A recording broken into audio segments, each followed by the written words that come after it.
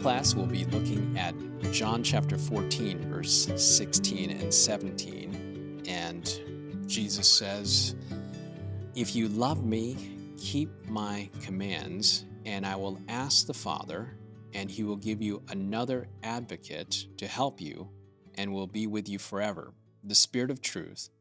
The world cannot accept him because it neither sees him nor knows him, but you know him, for he lives with you and will be in you." Here, Jesus is talking about the promise of the Holy Spirit. And he says in the last part of this verse, he lives with you and will be in you. In other words, the Holy Spirit, at the time that Jesus is giving this admonition or this description of the Holy Spirit, he tells the disciples that he will go from a with position to a future will be in position.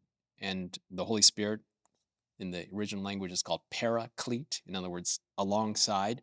But the Holy Spirit is going to go from with to in. Now, I don't understand all the dynamics of what that entails, but we know that's what the Bible says. The Holy Spirit will come into us. And you can see that on the day of Pentecost and throughout the book of Acts, the Holy Spirit is inside of the disciples, they are filled with the Holy Spirit.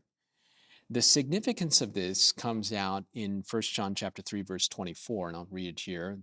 The one who keeps God's commands, similar to John 14, verse 15, if you love me, keep my commandments. 1 John 3, verse 24 says, the one who keeps God's commands lives in him and he in them. So we live in Christ and Christ lives in us. And this is how we know that he lives in us, Jesus. We know it by the Spirit he gave us. So here, John puts the theology together. He indicates that the Holy Spirit comes into us, we're filled with the Holy Spirit, and that the Holy Spirit, according to the text, brings with him the presence of Jesus. Jesus abides in our hearts by the agency of the Holy Spirit. And the book Desire of Ages indicates that the physical limitations of Jesus, when he took upon himself our humanity, he could not be everywhere at once. But through the agency of the Holy Spirit, he's able to be everywhere in all of us. And that's why it was essential for him to go to heaven so that the Holy Spirit could be poured out and be within the disciples.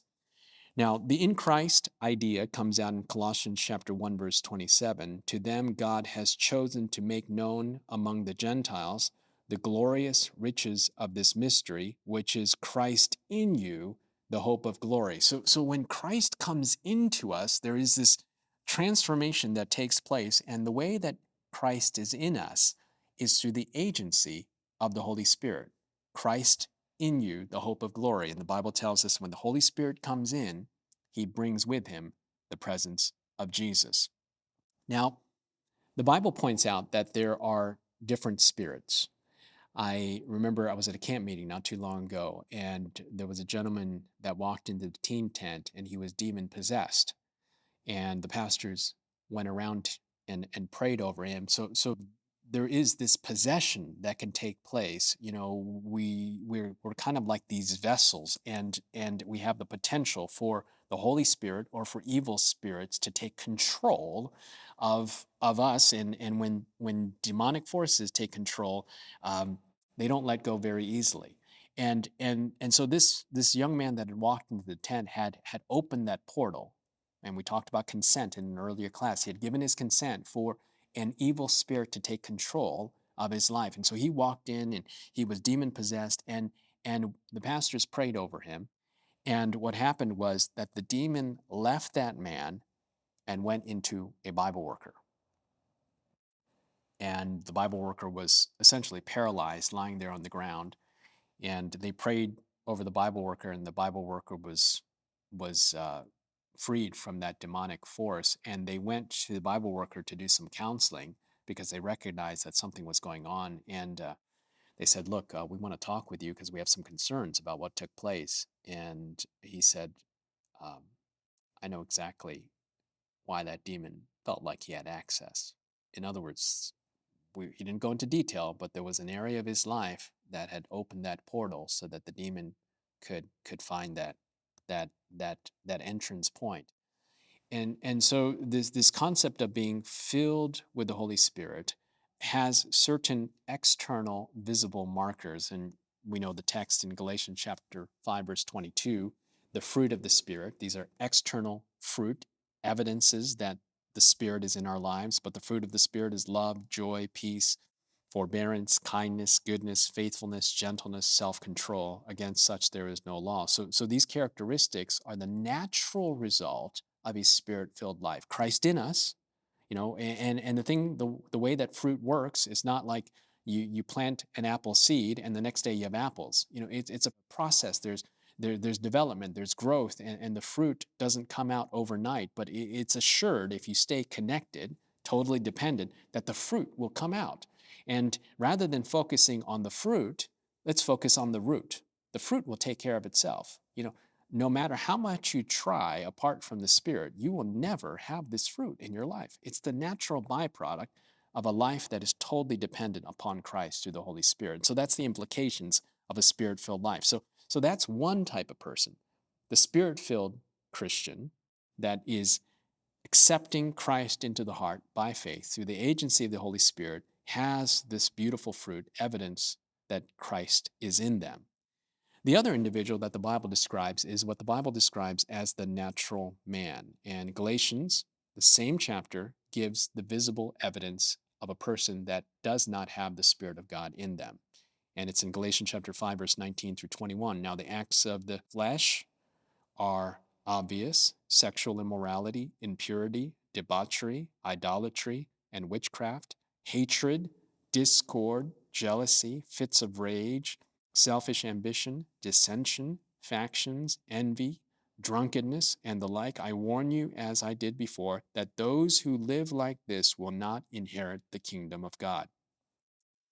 This is interesting because some of these things are like heinous, murder, um, witchcraft, but other ones are like more ubiquitous, more common: hatred, jealousy, dissension, envy. And so this is a person that's exhibiting certain behaviors that's really evidence that they're not living in the Spirit, have not accepted Christ into their lives. So the first category, Spirit-filled Christian. The second category, the natural man, a person that doesn't have a relationship with God. And the third category is found in 1 Corinthians chapter 3, verses 1 through 4. And here Paul is talking to the Corinthian church. Notice what he says: "And I, brethren, could not speak to you as to spiritual people," in other words, not Spirit-filled Christians, "but as to carnal." So here Paul is describing the Christian church in Corinth as being carnal Christians. In other words, they have the semblance and the form of having the guise of Christianity, but in reality, they don't have the Spirit. "But as to babes, I fed you with milk and not with solid food, for until now you are not able to receive it. And even now you are not able, for you are still carnal." And here's the visible evidences that he gives: "For where there is envy, strife, divisions among you, are you not carnal, behaving like mere men? For when one says, I'm of Paul, and another, I'm of Apollos, are you not carnal?" And notice that some of the same characteristics that come out in the previous category in Galatians are evident. But these are, envy, strife, divisions. Having pastored before, I can tell you that some of the greatest challenges in my congregation were carnal Christians. And they had a certain way of approaching topics and circumstances, and they were not fully surrendered to the Holy Spirit. Incidentally, Laodicea has the same problem. Laodicea is the epitome of the carnal Christian. Not hot, not cold, lukewarm.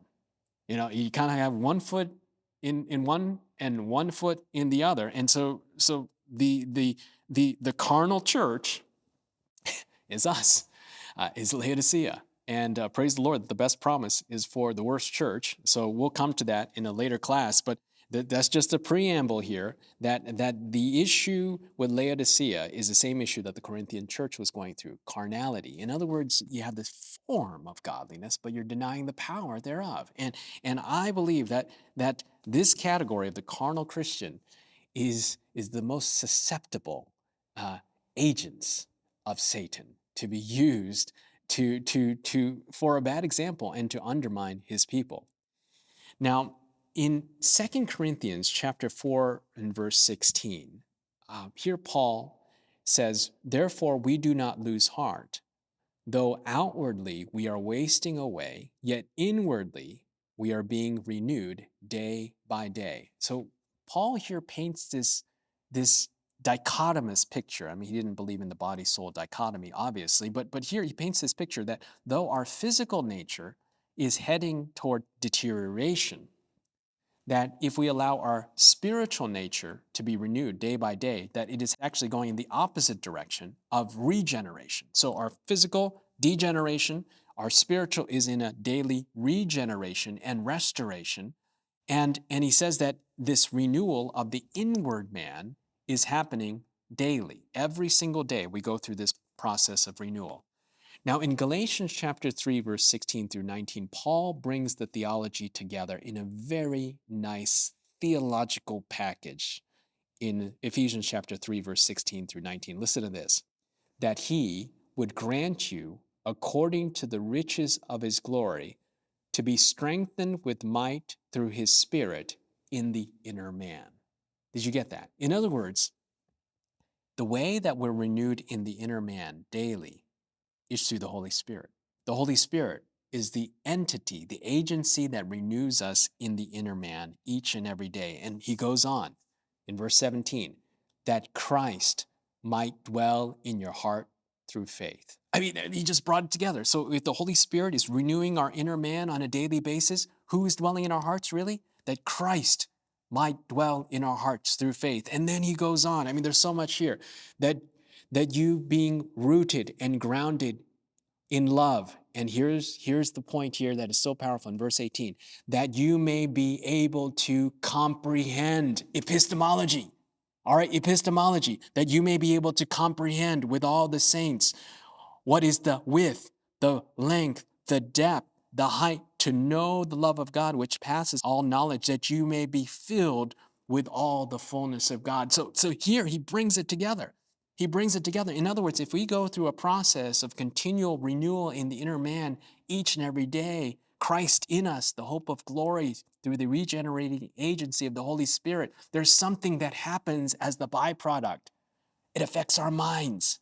It affects our perception, that you may know, that you may comprehend, that you may understand, that you may realize the love of God. What is the dimensions, the height, the breadth? I love Paul, the depth of the love of God. So here, he grounds this whole process with the indwelling of the Holy Spirit. In other words, we need help in understanding.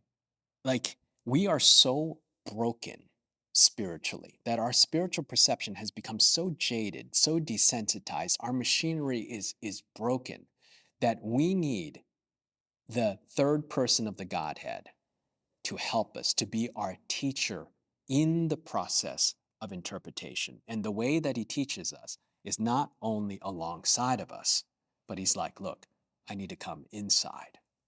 And I need to transform your character. I need to transform your life. You need a conversion experience. And then you can know, you can comprehend, you can realize. And there's something about the text that says, taste and see that the Lord is good. The tasting, you can never really know food unless you taste it. And tasting goes beyond the intellectual. There's certain things you just can't describe. All right, I'm Korean. I can't describe kimchi. I love it. You may not love it, but you can't describe food without without experiencing it. Do you really know unless you've tasted? And so when it comes to understanding spiritual things, you haven't even begun the journey of understanding if you haven't tasted, if you haven't experienced. And so when the Holy Spirit comes in and transforms our lives, we have a whole other level of knowing that you can't get from a book, that you can't get from an intellectual exercise. And so many times we go to the text and we want to be wowed with scripture and come up with things that no one else has come up with before, which is a problem in itself. That's not the purpose of studying scripture. It's for transformation. But we go on this journey of going through scripture and these obscure passages. And I'm not against scholarly study. I'm all for it. But the reality is that the purpose of this journey is our personal transformation, and knowing is secondary to being. Knowing is secondary to transformation. Knowing is secondary to conversion. And the Bible says, ironically enough, if we're transformed, you will know. You will know. I mean, you'll know on a level that you have never known before. I want to share a few quotes here for you in regards to the Holy Spirit. Acts of the Apostles, page 56. To the consecrated follower of Jesus, there is wonderful consolation in the knowledge that even Christ, during his life on earth, sought his Father daily for fresh supplies of needed grace. Now, there's a lot to unpack there in regards to Christology. This is not because Jesus himself, inherent within himself, did not have the power. Jesus came as our example, but notice the way that he was our example. He depended on the Father for everything. Not because he had to. I mean, he could have depended on himself. He could do that. He's God. But he depended on the Father to show us that we could walk in that same path of total dependence as well. And so his life is our model, not in saying, he pulled himself up by his own bootstraps, because that's not what he did. He depended on the Father's power. And Jesus is saying, look, as I depended on the Father, you can depend on me. And so that's the model here. So morning by morning, Jesus communicated to his Father in heaven, receiving from him, listen to this, daily a fresh baptism of the Holy Spirit. So every day, the fresh baptism of the Holy Spirit, because he's our example of total dependence. Acts of the Apostles, page 50. Here it is. For the daily baptism of the Spirit, every worker should offer his petition to God. So every single day, we're renewed in the inner man, and we should ask for the Holy Spirit every single day. I mean, this is where it begins, and we're told in Book Great Controversy, before we open the text, ask for the Holy Spirit. Ask for help. Luke chapter 11, verse 9 through 13. The preamble to that talks about asking, and in verse 13, he gives the punchline, if you then, being evil, know how to give good gifts to your children, how much more will your heavenly Father give the Holy Spirit to those who ask him? In other words, many times we use the preamble to this section to ask for anything but the Holy Spirit. Lord, I need a new car. I need a new house. I need an A on my final. But here, Jesus is saying, look, ask for the Holy Spirit. We're told in the book Desire of Ages that the Holy Spirit brings all other blessings in its train, that the Holy Spirit is the greatest gift that heaven longs to bestow upon men. And the Holy Spirit brings with him spiritual illumination. He is the great teacher. And so, in this journey that we're going through in this class, conversion, being filled with the Holy Spirit, but not just being filled with the Holy Spirit, being filled with the Holy Spirit on a daily basis, brings about a transformation in our inner life that affects our ability to see and comprehend the height, the breadth, the length, and the width of the love of God. I pray that this is your experience, and I encourage you as we go through this journey to even now ask for the Holy Spirit each and every day.